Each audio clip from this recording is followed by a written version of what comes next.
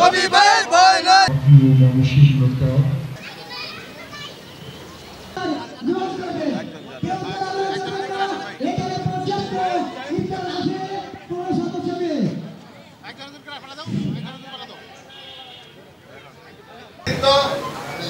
আগামী দিনে আশা ভরসা ভাষণ জানাচ্ছি, অভিনন্দন জানাচ্ছি। এই স্বৈরাচারী সরকারের পতন হয়েছে এই যাত্রাবাড়ি থেকেই। এই যাত্রাবাড়ি আন্দোলনের মধ্যে দিয়ে যে কোনো সরকারের পতন হয়ে থাকে। গত বৈষম্য বিরুদ্ধে কোঠা আন্দোলনে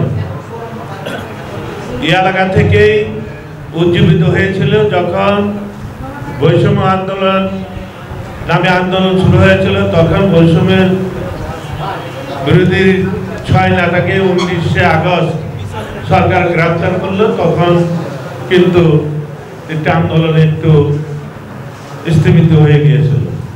ঠিক সেই মুহূর্তেই দেশনায়ক তারেক রহমান আমাদেরকে এবং ব্যক্তিগতভাবে আমাকে নির্দেশ দিয়েছিল যে এই ঢাকার পূর্বাঞ্চল দক্ষিণাঞ্চল সমস্ত কিছু বন্ধ করে দেওয়ার জন্য, এবং বিএনপির যত অঙ্গ সংগঠন এবং স্থানীয় জনগণকে মাঠে নামার জন্য তিনি উৎসাহিত করেছেন, অনুপ্রেরণা দিয়েছেন, আমাদেরকে সাহস দিয়েছেন। সেই পরিপ্রেক্ষিতেই এই যাত্রাবাড়ি এলাকায় আমরা ঘুরে ঘুরে প্রত্যেকটি পাড়া মহল্লায় গিয়ে গিয়ে আমরা ছাত্র, যুবক, কৃষক, শ্রমিক, স্থানীয় মানুষ আমরা এখানে মাঠে নামাইতে সমর্থন হয়েছে।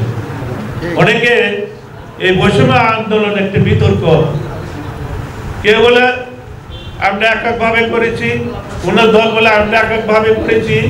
কিন্তু তারেক রহমান যদি নির্দেশ না দিত, তাহলে সারা বাংলাদেশে এত বড় ঝাঁকুনি দিয়ে এই স্বৈরাচারী সরকার বিরুদ্ধে, এই প্রশাসনের বিরুদ্ধে বুক পেতে দিয়ে কোনো এককভাবে সমর্থ ছিল না। একমাত্র তারেক রহমান নির্দেশ দেওয়ার পরেই বিএনপির অঙ্গ সংগঠনের রাজপথে নেমে এই স্বৈরাচারী সরকারের পতন।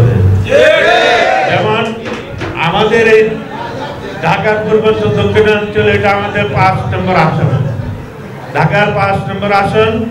এখানে যারা এই স্বৈরাচারী সরকারের বিরুদ্ধে আন্দোলন করেছে, বৈষম্য বিরোধী আন্দোলনে, এখানে প্রায় 6 নেতাকর্মী নিহত হয়েছে। সবই বিএনপির সমর্থিত এবং বিএনপির কর্মী, অন্য কোনো দলের বা অন্য কোনো সংগঠনের লোক এখানে শহীদ হন নাই। কাজে বিতর্ক করে লাভ নাই।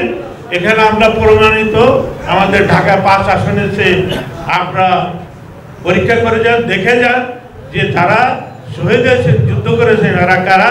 এরা বিএনপি লোক না অন্য কারো লোক? এটা ঢাকা 5 আসনে বিএনপি সমর্থিত এলাকার জনগণ, স্থানীয় জনগণ, এই এলাকায় সবাই বসবাস করে, তারাই তাদের নেতৃত্বে স্বৈরাচারী সরকারকে